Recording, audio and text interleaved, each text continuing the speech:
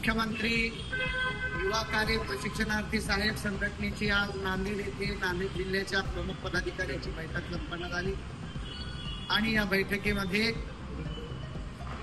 येणाऱ्या काळामध्ये मराठवाडा पदवीधर मतदारसंघामध्ये जी निवडणूक होऊ घातलेली आहे त्या निवडणुकीकरिता मतदार नोंदणी मोठ्या प्रमाणामध्ये करण्याचा निर्णय आजच्या झालेल्या बैठकीमध्ये घेण्यात आला।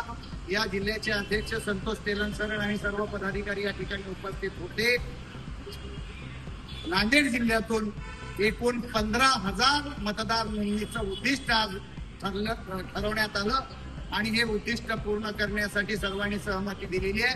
मी या व्हिडिओच्या माध्यमातून नांदेड जिल्ह्यातील सर्व बेरोजगार असतील, शेतीमध्ये काम करणारे असतील, उद्योग व्यवसायामध्ये असतील, वयाची अट नाही, 60 वर्षाचे असतील, 75 वर्षाचे असतील, जे पदवीधर असतील त्या सर्वांनी आपली ऑफलाईन आणि ऑनलाईन मतदार नोंदणी करून घ्यावी।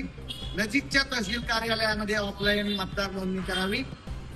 1 नोव्हेंबर 2022 पर्यंत आपणाला पदवी प्राप्त असलेली पाहिजे अशा सर्व पदवीधारकांनी आपली मतदार नोंदणी मोठ्या प्रमाणामध्ये करावी अशा प्रकारचं आवाहन मी बालाजी पाटील चाकूरकर करतोय। धन्यवाद। जय हिंद, जय महाराष्ट्र।